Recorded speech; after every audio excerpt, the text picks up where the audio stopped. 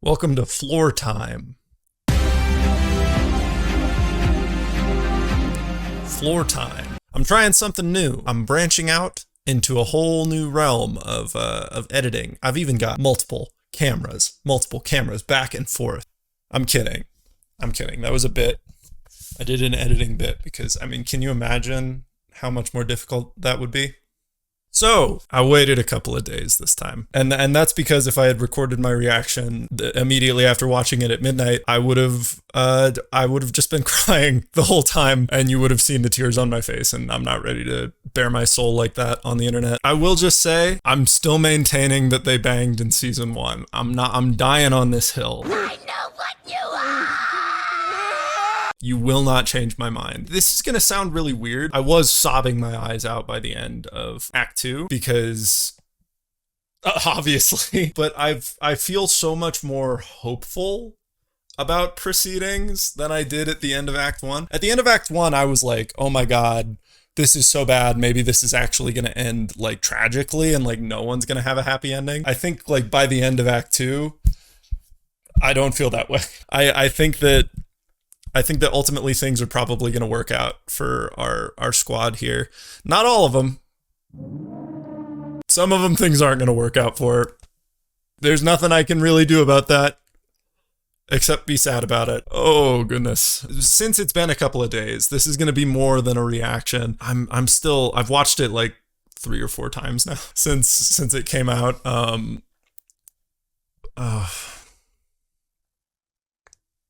I'm just thinking about Isha again. What a champion. What a real life champion. How do you not think about Isha? She was just, talk about an MVP. I think she facilitated what is going to be Jinx and Vi coming back together more permanently. Oh, I'm getting into theories now. You know what? I'm just going to do it. I'm just going to go deep in. I've got theories about the way that Act 3 is going to end. I wrote them down immediately after watching the new act.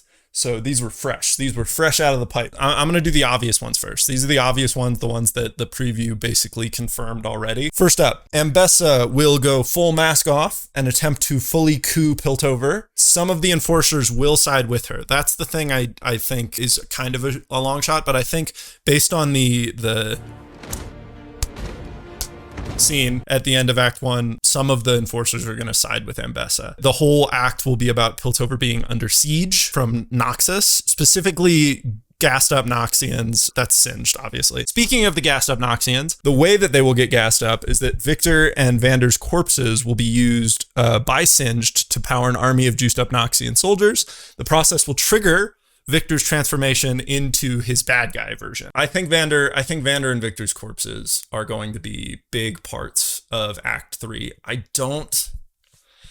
think it's possible that Vander will be brought back to life because he is kind of invincible. His body reknit itself after multiple hits from Vi. But it also feels kind of cheap not to kill him there. Like from a story writing perspective, it feels like kind of a cheap thing to do. And that's also why I think Isha is not coming back. Everyone who's like hypothesizing about Echo freezing time and saving Isha and Isha's going to be okay, actually, I hate to break this to you, but that would be weak storytelling, and Arcane is not a weak storytelling show. I think that they are going to commit to those consequences, and Isha is dead. I'm so sorry. I think this act, Victor was like very altruistic looking, but obviously a lot of people got bad vibes from his whole culty situation. I think ultimately Victor will turn into a mask off bad guy in Act 3, but that won't be technically his fault. I think Singed and Ambessa are going to do something to him that is going to fully trigger his crossover into Glorious Revolution Victor, which we saw like a hint of in Act 2. More on Victor. I think that while the Void or the Arcane is influencing him and turning him into a bad guy, I think that there was still a little bit of Victor in there this act. And that little bit of Victor was the one that was trying to help Vander. If you look at Sky's reaction to Victor trying to help Vander, she's like, systems have limits. You shouldn't help this guy. And to me, that was like the Arcane knows that Victor would waste all the rest of the power that he had helping Vander, and that would go against the Void or the Arcane's agenda, which is why Sky tried to keep him away from doing that. Continuing on, I think the very first episode of Act 3 is going to go over what's going on with Jace and Heimerdinger and Echo. Specifically, I think it's going to reveal that they were lost in the void. They got kind of fucked up. They have spent the last 6 to 9 months fighting for their lives in the void. Maybe doing some time stuff. I think that it will be revealed that Echo invented his thing. I don't know the name of it. I don't play League. That he invented his thing that lets him like go back in time while in the void, and he's going to have that in Act 3. I think that Echo invented this thing, and that's what allowed Jace to travel back to the real world, but it was a one-person trip. So Jace went, Echo had to stay. I think Heimerdinger died. I think Heimerdinger is super dead. Whatever happened in the void, Heimerdinger dies. And Jace and Echo are forced to like choose one of them to go back and fix things. And that's what we hear Jace going like, I won't fail. That's him talking to Echo saying, I won't fail to kill Victor, which will allow Echo to travel back to the real world. And again, I think Heimerdinger is dead. I'm sorry. I think Caitlyn and Jinx are going to have a final confrontation, but it's not going to be a fight. It's going to be an argument. They are going to argue about like their trauma. Basically, I think Caitlyn's going to go off on Jinx and kind of be like, you killed my mom. How fucking dare you? Then Jinx is going to go off on Caitlyn, and it's going to make Caitlyn realize that she has so much more in common with Jinx. I think that she's going to realize, fuck, Jinx went through this exact same shit. And it's basically because of the enforcers, and I'm an enforcer, so what blame do I hold in that situation? And it's going to trigger my next prediction, which is Caitlyn is going to break down. How long were you sidled up with that self-serving war pig? She oinked poison in your ear and you just ate it. I know! Caitlyn's going to lose it. Caitlyn's going to have a sob cry fest breakdown that's going to lead into her and Vi reconciling. To explain, I gotta read the copy, Cole. Caitlyn and Jinx will have a final confrontation. Kate's anger will be drowned out by a rebuttal from Jinx. Jinx will storm off, mourning Isha. I think that's what we see her in like the fire in the preview. I think that that's her leaving an argument with Caitlyn. I think we're gonna see her mourning Isha in like a deep dark part of the underground. She's gonna storm off before Caitlyn can realize that she's wrong and apologize. Caitlyn's gonna want to apologize, but she's not gonna be able to because Jinx has already left. This will trigger Caitlyn's breakdown, where she will reveal her self-loathing and guilt and beg for Vi's forgiveness. It won't happen immediately, but by the end of the season, they will kiss and make up. They're gonna get back together by the end of the season. They might hate bone. We were told we were getting a Piltover's finest sex scene, and I think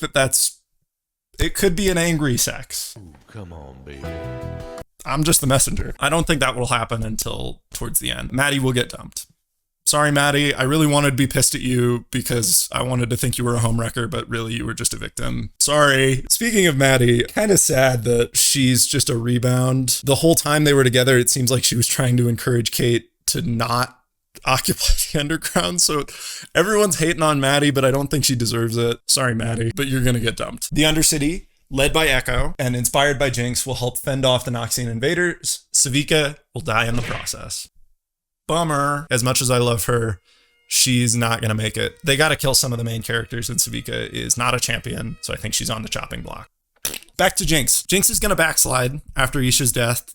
She's going to get worse and worse, maybe even close to like season 1 level of neurosis. She's going to start seeing things and hearing things again, which is going to be really rough to watch. But the difference this time is Vi and Echo are going to be there. Vi is going to convince Echo that Jinx is still in there, and they're going to talk her off the ledge. And it's going to be really sweet. I'm going to cry, and I'm starting to tear up just thinking about that happening. And this is what I think will happen to Jinx. She will be convinced to be a hero and to come back and to save Piltover from the Noxians. But in the process, Jinx is going to die, and her sacrifice will show the Piltover people that the Undercity is full of heroes. They're not monsters. They're not evil. They're just people. Kind of set the tone for things going forward after that. Jinx's sacrifice is the only thing that's really going to mend Zaun and Piltover, which will lead to the new council, which will be made up of people from both Zaun and Piltover. And I think I can call at least 2 people that are definitely going to be on that council. Echo and Mel are going to be the 2 primary chairs of the new council. I don't think Caitlyn will be a chair on the council. I think that she's going to have too many amends to make after being the commander, and she's also not going to want that responsibility anymore. Good on you, Caitlyn. I also think that Jace will not return to the council because he seems a little too fucked up. I think by the end of the show, he will maybe even leave Piltover. I think that he might go on kind of a vision quest. I don't think Ambessa and Singed will die. I think this is probably going to end with them being repelled from Piltover, and they are going to leave back for Noxus. Singed is going to go with Ambessa. Since I've been reading up on my League lore, I think that's going to lead directly into the war between Noxus and... oh god, what's the name of that place? Since I've been reading up on my League lore. I think that's going to lead directly to the war between Noxus and Demacia, where Singed, like, used a chemical weapon. I don't know all the details of that, but I know that that's something that happened in the League lore.